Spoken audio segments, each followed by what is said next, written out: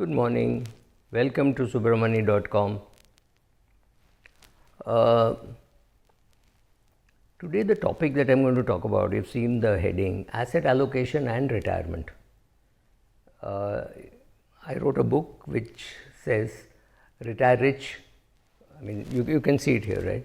Retire rich, invest rupees 40 a day. To whom is it applicable? Obviously to a 22-year-old.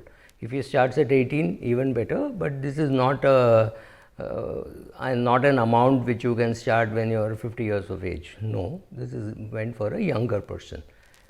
So when he starts off with 40 rupees a day, obviously he's got to put it in equity. So there he is 100% in equity, right? Yes, 100% in equity with what he is investing, but there's a good chance that his own provident fund is in debt, 100% in debt, and he may be putting much less in equity than what he is compulsorily saving as provident fund. And his father may have even asked him to open a PPF account, so he may be putting some money in PPF also. So a voluntary PF, he's got his PPF plus he's doing equity. So equity is going to be a small portion even at the young age of 22. How much money should he have in equity at the age of 22? If you ask me, it should be 100%. But given Indian conditions, that will never happen because your PF is largely into debt. So if you have PF at all, there are many companies who do away with PF, then there is a chance that you don't have any debt component there. And if you put all your money in, say, ELSS to save tax, or you're doing a 5,000 rupee per month SIP or 10,000 rupee per month SIP or maybe 20,000 rupee per month SIP, and there's a good chance that your advisor has advised you or you have yourself found out and you're a DIY, so you know what you're where you're investing. You have invested completely in, say, equity, so therefore you could have a complete equity, but those people are really rare because even in such a case there will be some money going into PPF, some money going into some LIC endowment plan which you took when you were in class 12 or somebody forced your dad to take it, whatever be the reason. So all this put together, very rarely will you get to a person who is 100% in equity even at the age of 22. And this is not by design. He is not thought about I should be more in equity, less in equity.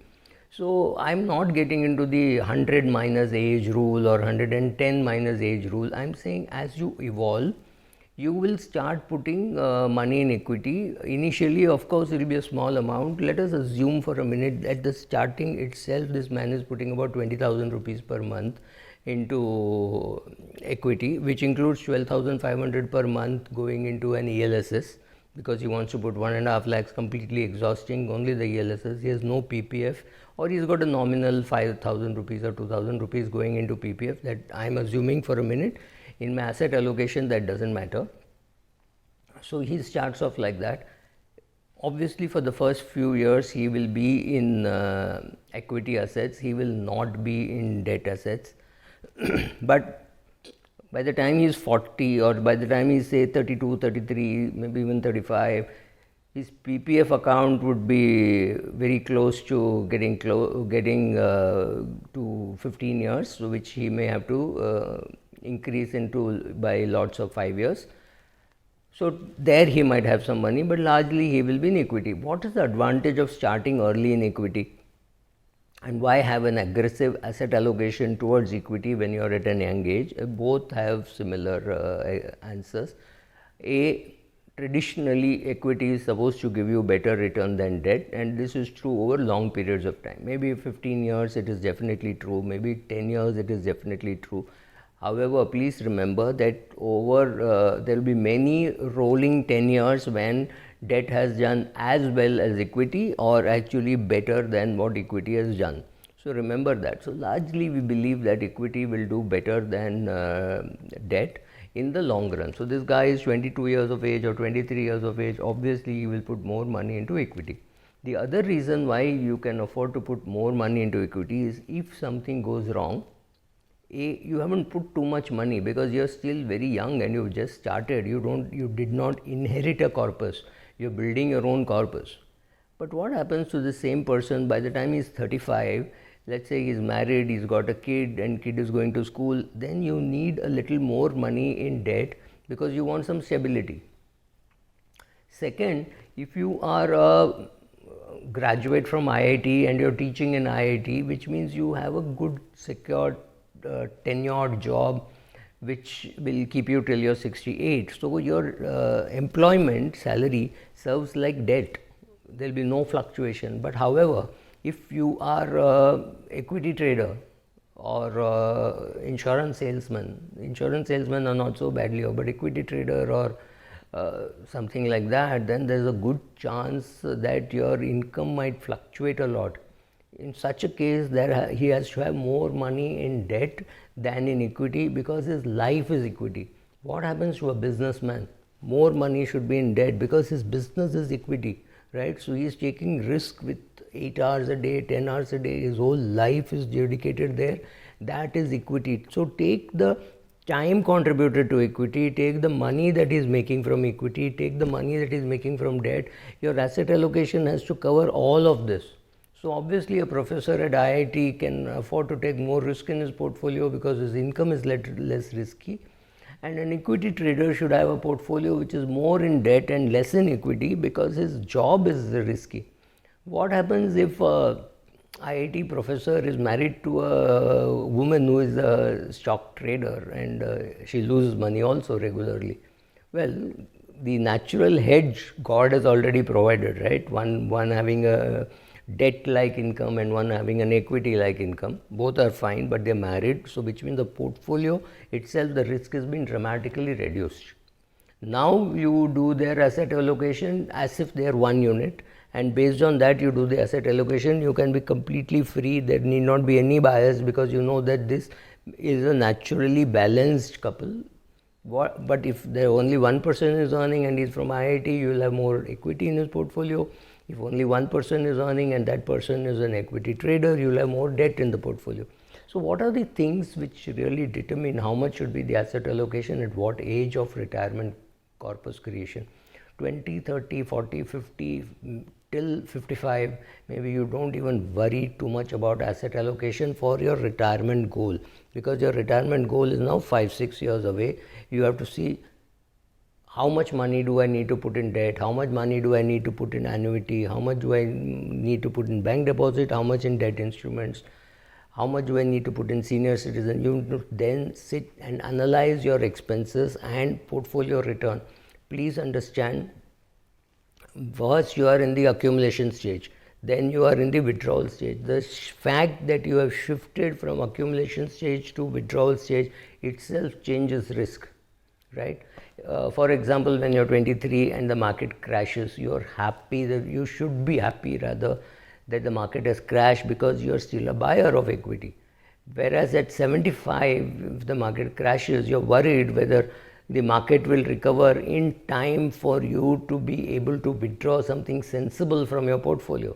So if a 73-year-old man sees this portfolio and he feels, oh God, this COVID is happening, etc., he has to take a very fine call whether how long he will live. It's a call because you have no clue how long you will live.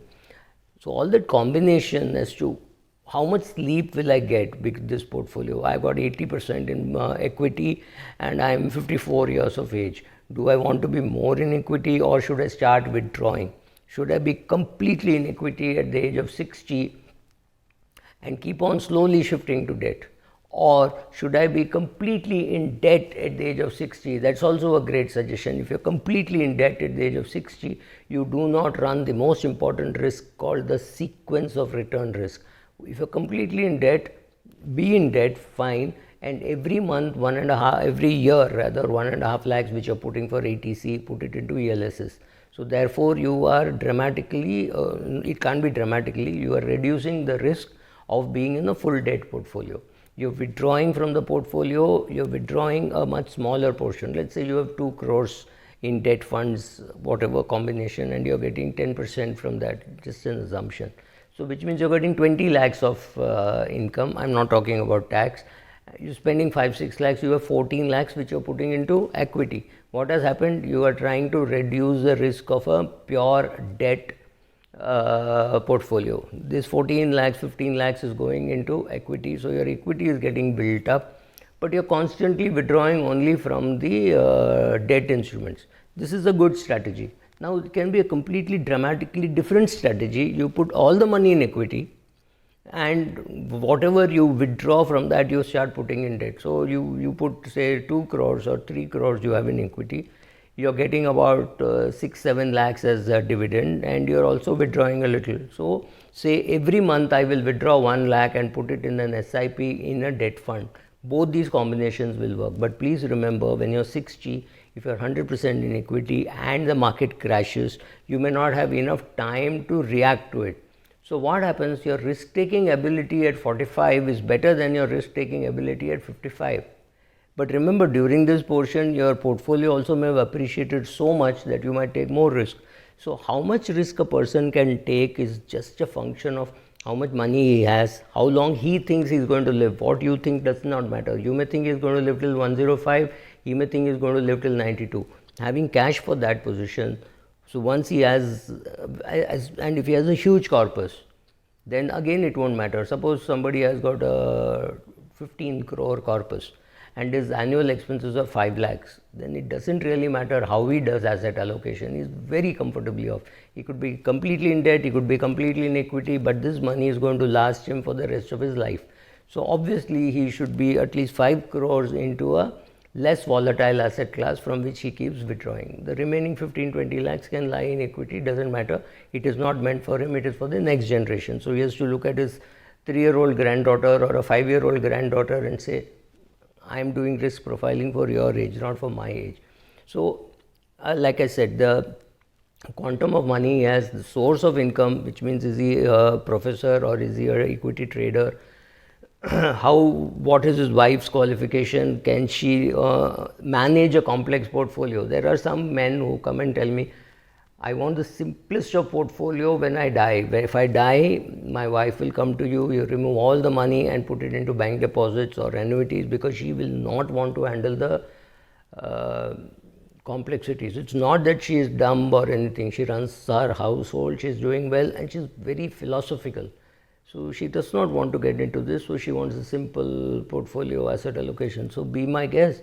So if you are a person who is handling his own portfolio and you're enjoying it, maybe 70 is a cutoff, or 72 is a cutoff, or 75 is the cutoff, and it has to be a very hard cutoff if your spouse is not interested in all that you're doing. She may say, I don't want to do all this, but she will still have to manage this portfolio and bring it to a logical conclusion, right?